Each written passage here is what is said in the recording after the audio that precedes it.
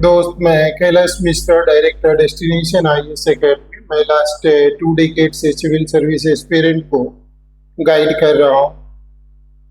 आजकल संयुक्त राष्ट्र सुरक्षा परिषद सुधार चर्चा में है।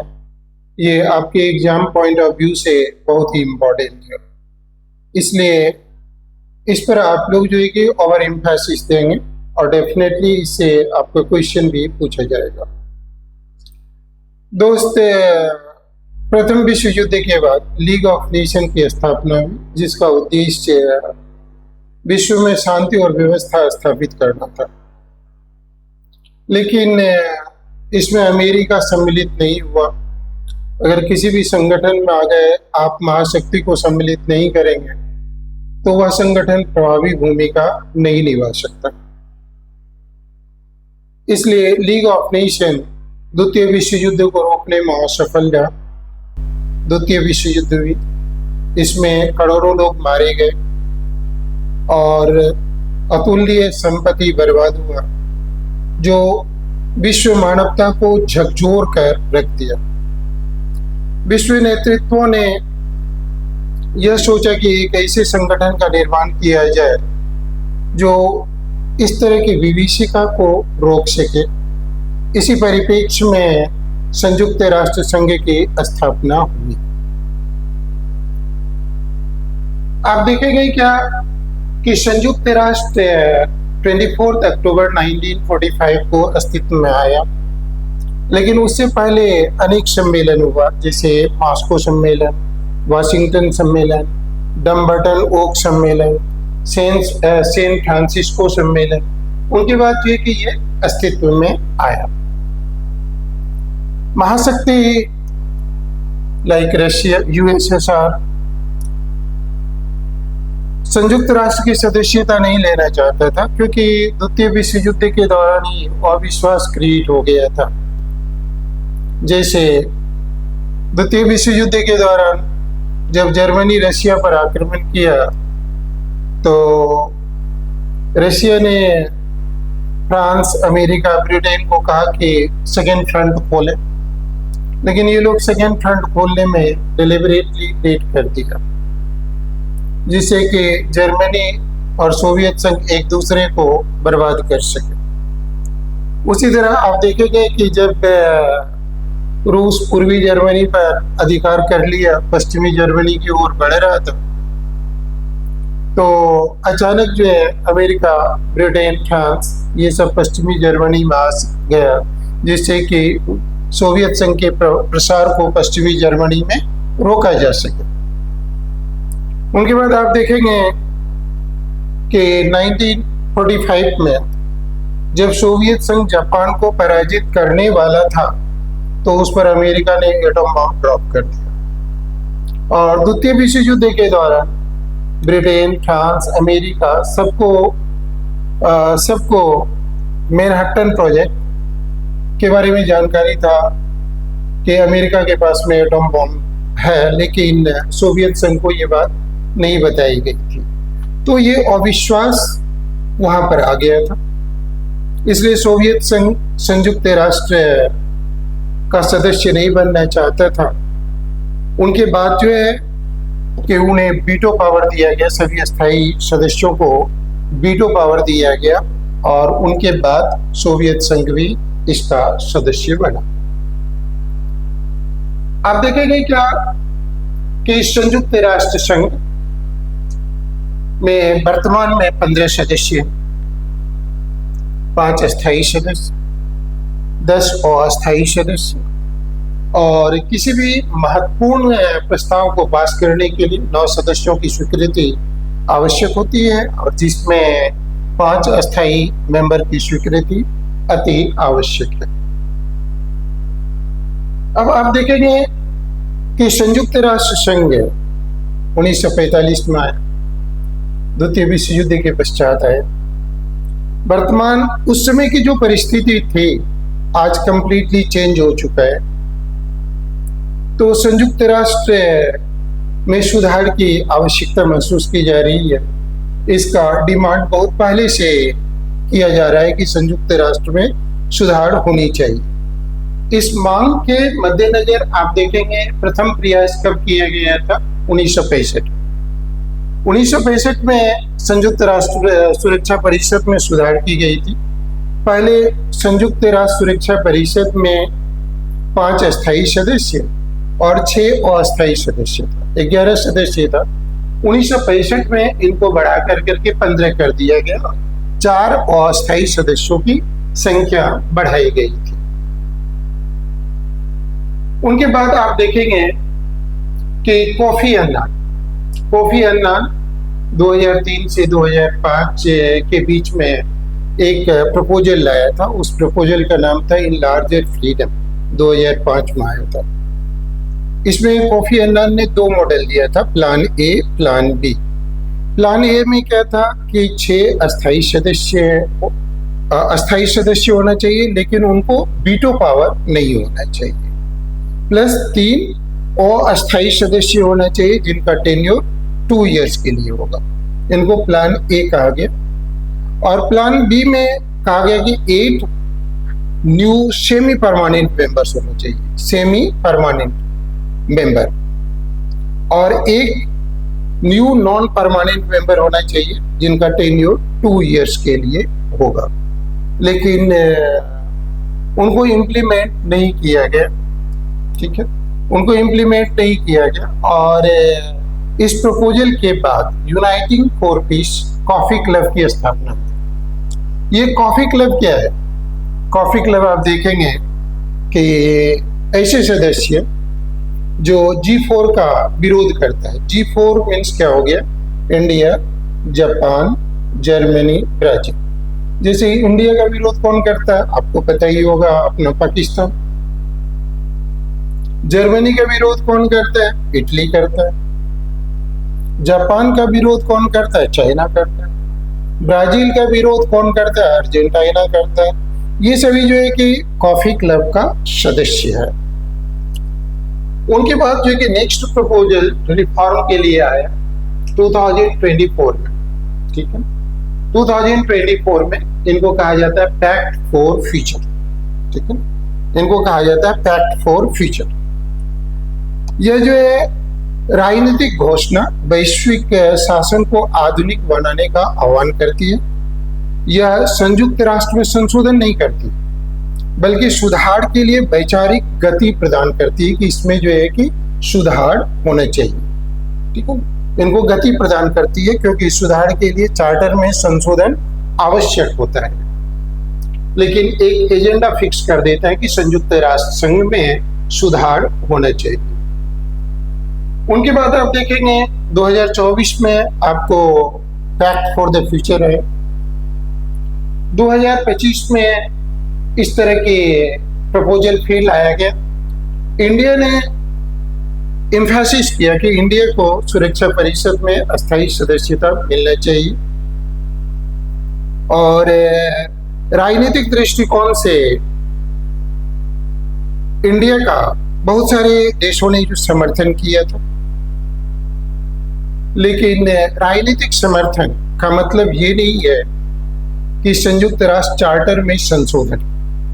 ये संयुक्त राष्ट्र चार्टर में संशोधन के लिए एक रास्ता प्रशस्त करेगी, लेकिन अभी संयुक्त राष्ट्र चार्टर में संशोधन नहीं हुआ है। संयुक्त राष्ट्र चार्टर में सुधार के लिए क्या आवश्यक है कि जनरल असेंबली का 2/3 मेंबर इसे एक्सेप्ट करें, और इनको रेटिफाई जनरल असेंबली प्लस सुरक्षा परिषद के 5 सदस्य मिलकर के करें, तभी चार्टर में सुधार होगी, अन्यथा ये सुधार नहीं होगा। उनके आप बात देखेंगे कि संयुक्त राष्ट्र संघ में सुधार क्यों होना चाहिए, ठीक है, क्यों होना चाहिए। आप जानते हैं कि संयुक्त राष्ट्र जब अस्तित्व में आया था 1945 में, तो उस समय की शक्ति को प्रदर्शित करता था। उस समय अमेरिका, ब्रिटेन, फ्रांस, सोवियत संघ, चाइना एक महाशक्ति हुआ करता था। आज के टाइम में आप देखेंगे कि ब्रिटेन और फ्रांस से ज्यादा पावरफुल जर्मनी, ब्रिटेन और फ्रांस से ज्यादा पावरफुल इंडिया, तो अगर संयुक्त राष्ट्र सुरक्षा परिषद को रिलीवेंट रहना है तो emerging power like India, Brazil, Japan, Germany, दक्षिण अफ्रीका, ये सबको सुरक्षा परिषद में अस्थायी सदस्यता मिलनी चाहिए। और सुरक्षा परिषद वर्तमान यथार्थता को इंगित नहीं करता। देखिए कि पश्चिमी देश हमेशा लोकतंत्र की बात करते हैं, मानवाधिकार की रक्षा की बात करते हैं। इस to the erosion of the UN's credibility has been resistance to reform. Most members strongly desire change, but the process is being made an obstacle to the outcome. It is imperative that we see through the cynicism and purposefully address the reform agenda. देखेंगे कि संयुक्त राष्ट्र का 80वां सम्मेलन के दौरान हमारे विदेश मंत्री एस जयशंकर ने भी सुरक्षा परिषद में सुधार की मांग की है। सुरक्षा परिषद में सुधार की मांग की है। इसके पीछे मेन कारण यह है कि सुरक्षा परिषद वर्तमान यथार्थता को इंगित नहीं करता है और साथ साथ पश्चिमी देश हमेशा यह कहता है कि मानवाधिकार की रक्षा हो, लोकतंत्रीय विश्व हो, आतंकवाद की समाप्ति हो। तो संयुक्त राष्ट्र लोकतंत्र को इंगित नहीं कर करके ये ओलिगार्की को इंगित करता है, अल्पतंत्र को इंगित करता है। क्यों? कि 5 ही अस्थायी सदस्यों के हाथ में सारा शक्ति। आप देखेंगे कि एशिया में वर्ल्ड का 40% जनसंख्या है और यूरोप में वर्ल्ड का 8% जनसंख्या है। यूरोप को सुरक्षा परिषद में 3 अस्थायी सदस्य और एशिया जो 40% वर्ल्ड पॉपुलेशन को रिप्रेजेंट करता है, एशिया से सुरक्षा परिषद में 1 अस्थायी सदस्य है चाइना। दूसरी बात, इंडिया विश्व का सबसे बड़ा लोकतंत्र है। विश्व मानवता का 1/6 इंडियन है, कहिए 17% इंडियन है और पूरे यूरोप का पॉपुलेशन कितना है? 9%। और इंडिया का अकेला पॉपुलेशन कितना है? 17.4%। यूरोप को सुरक्षा परिषद में 3 अस्थायी सदस्य और इंडिया अस्थायी सदस्य नहीं है। उनके बाद देखेंगे अफ्रीका का सुरक्षा परिषद में 1 भी अस्थायी सदस्य नहीं है। लैटिन अमेरिका का सुरक्षा परिषद में 1 भी अस्थायी सदस्य नहीं है। तो ये किस तरह का लोकतंत्र है? हमें इस पर विचार करना चाहिए। उनके बाद आप देखेंगे कि इंडिया विश्व का 4था सबसे बड़ा इकोनॉमी है, विश्व का 3रा सबसे बड़ा स्टार्टअप कंट्री है, विश्व का 4था सबसे बड़ा मिलिट्री पावर, विश्व का 5वां सबसे बड़ा टेक्नोलॉजिकल पावर। तो ऐसे केस में इंडिया को अगर सुरक्षा परिषद की अस्थायी सदस्यता नहीं दिया जाए, ये तो ओलिगार्की और मोनोपोली ऑफ वेस्टर्न कंट्रीज को शो करता है। उनके साथ साथ आप देखेंगे इंडिया हमेशा G20, WTO, आसियान में सक्रिय भूमिका निभाए और संयुक्त राष्ट्र शांति सेना में इंडिया का अहम योगदान था। इंडिया कोरियन वार के दौरान अपना शांति सेना भेजा, उनके बाद स्वेज कैनाल क्राइसिस के दौरान भेजा, अफ्रीका में अनेक बार भारतीयों ने अपना खून संयुक्त राष्ट्र के लिए बहाया। तो ऐसे केस में इंडिया डिजर्व करता है।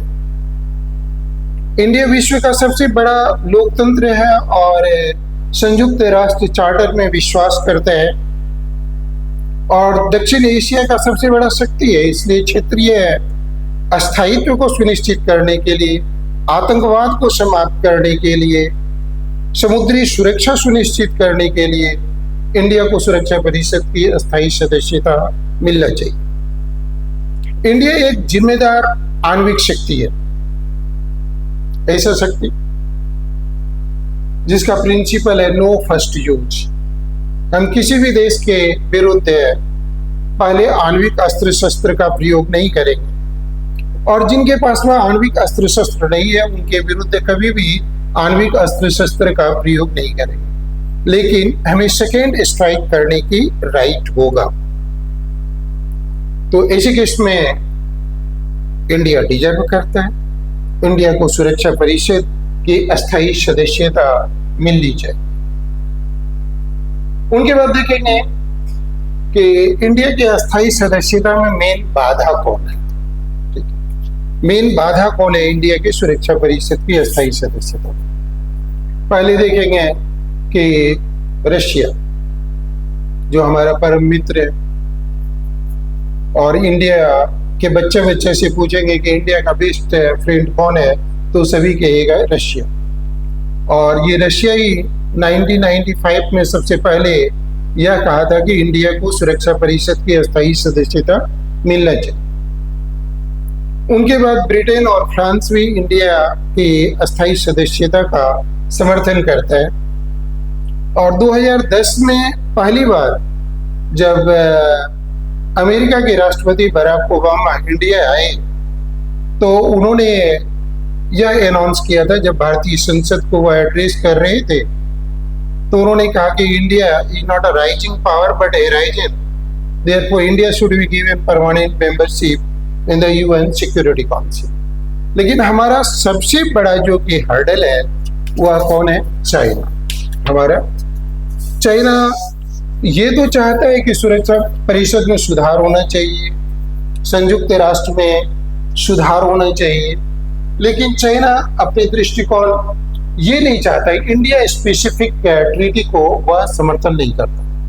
वह क्या कहता है कि अफ्रीका की सदस्यता मिलना चाहिए, ब्राजील को मिलना चाहिए।